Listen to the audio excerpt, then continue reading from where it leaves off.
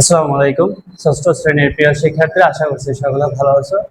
আজকে আমি তোমাদের গণিত বইয়ের অনুশীলনী যে 2.1 আছে, অর্থাৎ অনুপাতের অঙ্ক, অনুপাতের যে 10 থেকে 14 নং অঙ্ক আছে, এই 4-5টা অঙ্ক নিয়ে আলোচনা করব। তো চলো আমরা শুরু করে দেই। তোমাদের 10 নম্বরে যে অঙ্কটি ছিল সেটা হলো পিতা ও পুত্রের বয়সের অনুপাত 14:3। পিতার বয়স 56 বছর হলে পুত্রের বয়স কত? এখানে দেখো, পিতা এবং পুত্র বয়সের অনুপাত দেওয়া আছে এবং পিতার বয়স দেওয়া আছে, আমাদের পুত্রের বয়স বের করতে হবে। তাহলে এই অঙ্কগুলো তুমি দুই বা তিন ভাবে করতে পারো, যে ক এর মান ধরে নিতে পারো, অথবা এই যে সমীকরণের মতো গঠন করে নিতে পারো, ঠিক আছে, অথবা কার বয়স কার কত গুণ এইভাবে করতে পারো। তো তোমরা যদি বয়সের যে অনুপাত আছে এই অনুপাতটার সাথে যদি ক ধরে নাও, সহজে অঙ্কগুলো করতে পারবে। ঠিক আছে, আমি ক ধরে করে দেবো। চলো আমরা এখানে শুরু করে দেই। এখানে যে পিতা ও পুত্র বয়সের অনুপাতটা দেওয়া আছে 14:3, তাহলে পিতা ও পুত্র, যেহেতু পিতার কথাটা আগে আসছে, তাহলে পিতার বয়সটা আমরা ধরে নেব 14 ক, আর পুত্র বয়সটা ধরে নেব 3 ক। ঠিক আছে, তাহলে এখানে লিখবা হচ্ছে, ধরি বা মনে করি পিতার বয়স 14 ক আর পুত্র বয়স আমরা ধরবো হচ্ছে 3 ক, যেহেতু 14.3 দেওয়া, 14:3 দেওয়া ছিল। ঠিক আছে, আর এখানে বলেছে যে পিতার বয়স 56 বছর। পিতার বয়স কত? তাহলে এখানে পিতার বয়সটা দেওয়া আছে, আমরা এটা লিখলাম, পিতার বয়স 56 বছর। এখন যেহেতু পিতার বয়সটা দেওয়া আছে, দেখো, যদি দুইজনের মোট বয়স দেওয়া থাকতো তাহলে আমরা এই দুইটা যোগ করতাম। ঠিক আছে, এখন এখানে শুধু পিতার বয়সটা দেওয়া, এখন আমরা পিতার বয়স কত ধরে নিয়েছিলাম? এই যে 14 ক ধরে নিয়েছিলাম। তাহলে আমরা লিখতে পারি 14 ক সমান 56। 14 ক সমান কত? 56। এখন দেখো, এখানে বা চিহ্ন দেবে, আর এই যে 14 আর ক গুণ আকারে আছে। ঠিক আছে, এখানে যদি ক এর মান বের করতে চাও তাহলে 14 এখানে ভাগ হয়ে যাবে। ঠিক আছে, 14 এখানে কি হয়ে যাবে? ভাগ হয়ে যাবে। তাহলে ক ইকুয়াল হলো 14 কে 56 কে 14 দিয়ে ভাগ করলে 4। তাহলে ক এর মান কত পেলাম? 4 পেলাম। এবার দেখো, এই যে এইটা কিন্তু আমাদের প্রশ্ন বলেনি, আমাদের প্রশ্ন বলেছে পুত্র বয়স কত। তাহলে ক এর মানটা আমরা পুত্রের বয়স যে ধরে নিয়েছিলাম 3 ক, এখানে ক এর জায়গায় ক এর মানটা বসিয়ে দেব। ওকে, তাহলে এখানে লিখবা পুত্রের বয়স এখানে 3, ক এর মান বসাবা 4, তাহলে কত হলো? 12 বছর। ঠিক আছে, তাহলে আমাদের উত্তর আসলো পুত্র বয়স 12 বছর। এই হলো তোমাদের 10 নম্বর অঙ্ক। আমি সরি, এখানে 1 নম্বর লিখলাম। এবার দেখো 11 নম্বরে যেটা আছে, যে দুইটি বইয়ের মূল্যের অনুপাত 5:7, দ্বিতীয়টির মূল্য 84 টাকা হলে প্রথমটির মূল্য কত? এখানে দুইটি বইয়ের মূল্যের অনুপাত দেওয়া আছে, তা আমরা ক ধরে নেব। দেখো, দুইটি বইয়ের মূল্যের অনুপাত 5:7, তাহলে প্রথম বইয়ের মূল্য ধরবো 5 ক, আর দ্বিতীয় বইয়ের মূল্য ধরবো কত? 7 ক। তাহলে এখানে লিখবা, ধরি বা মনে করি প্রথম বইয়ের মূল্য,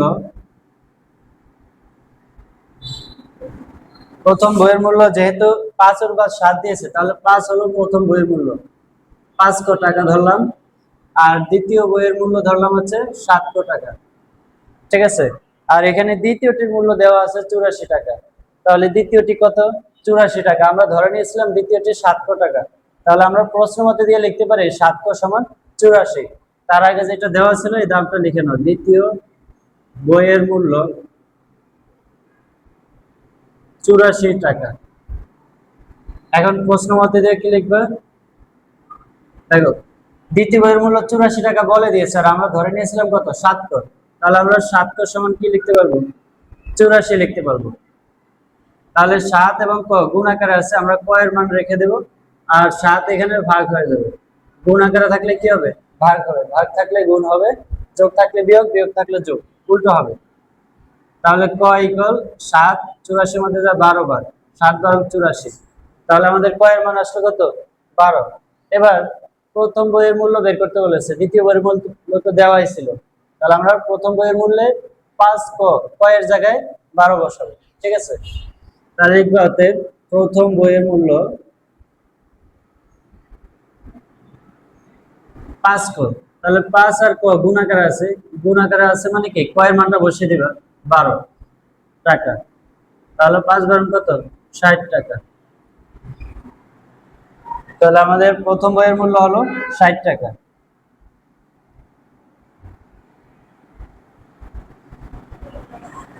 ঠিক আছে, এই ছিল তোমাদের যে 10 এবং 11 নম্বর। এরপর 12 নম্বরটা দেখো।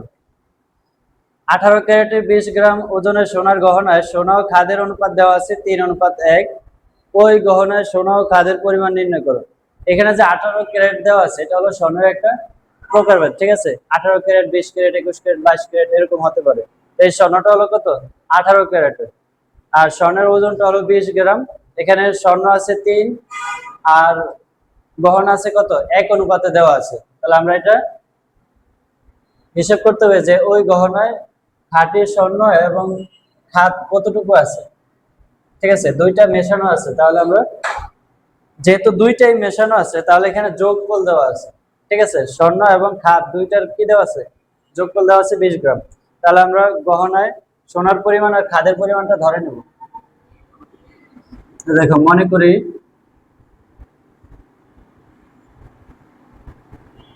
সোনার গহনায়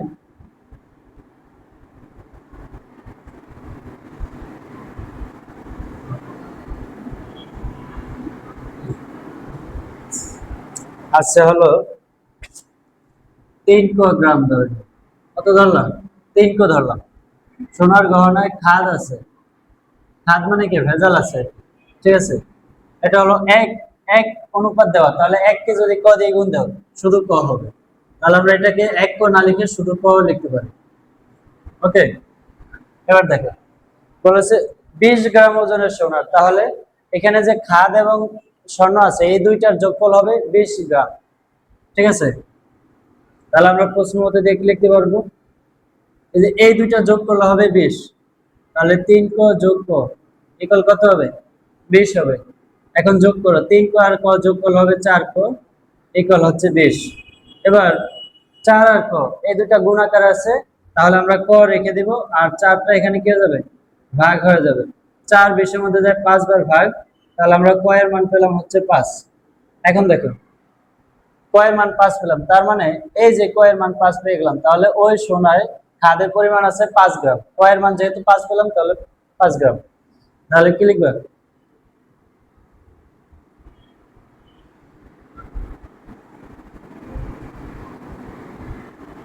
খাদের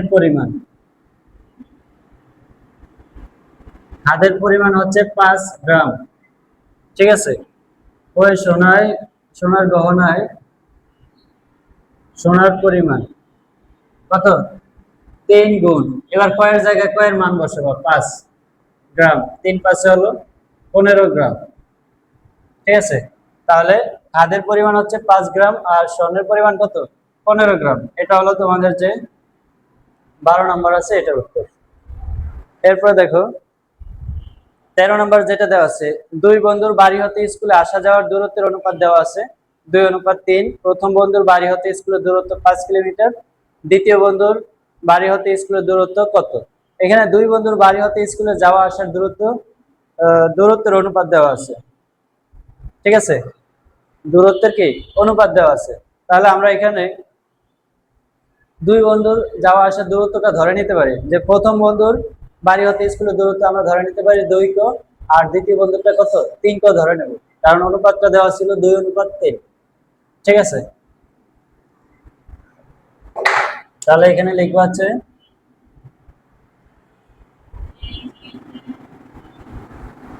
মনে করি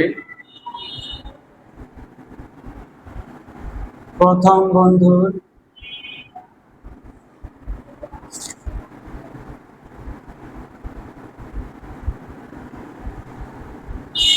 বাড়ি হতে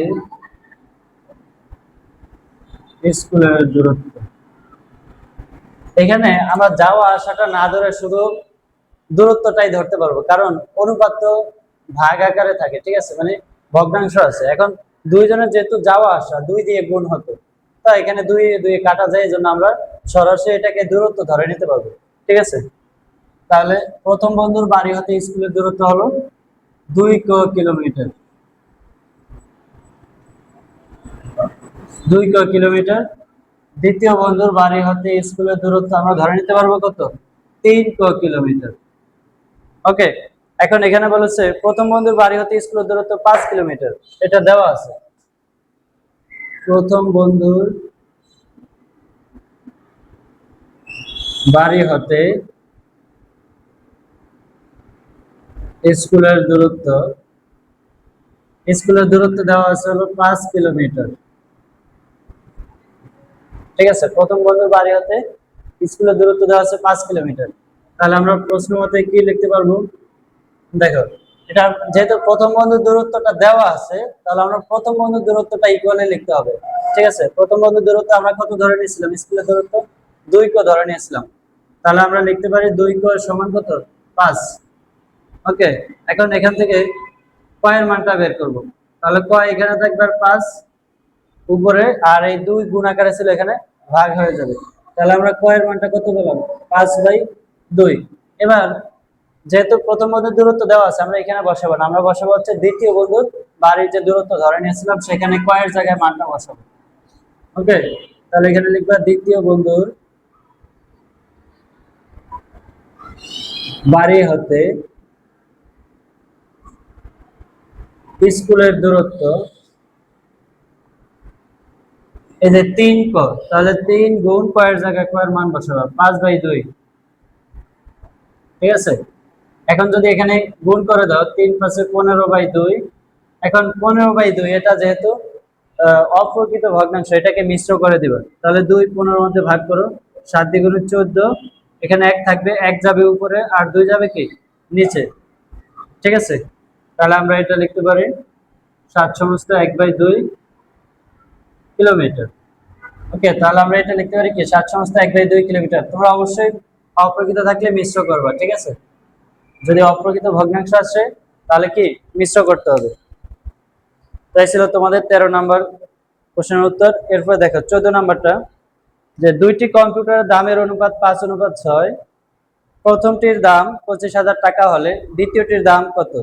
এখন দুইটি কম্পিউটারের দামের অনুপাত দেওয়া আছে 5:6। এটা কিন্তু তোমাদের খুবই গুরুত্বপূর্ণ একটা অঙ্ক। এটা তোমাদের স্কুলে সৃজনশীল আকার আসে। তো এখানে দুইটি কম্পিউটারের দামের অনুপাত দেওয়া আছে 5:6। আমরা ধরে নেব যে প্রথম কম্পিউটারের দাম 5 আর দ্বিতীয় কম্পিউটারের দাম কত? 6 ধরে নেব। ঠিক আছে, তারপর আমরা এখান থেকে দ্বিতীয় কম্পিউটারের দামটা বের করে নেব। তাহলে লিখবা প্রথম কম্পিউটারের দাম, মনে করি চলো 14 নম্বর।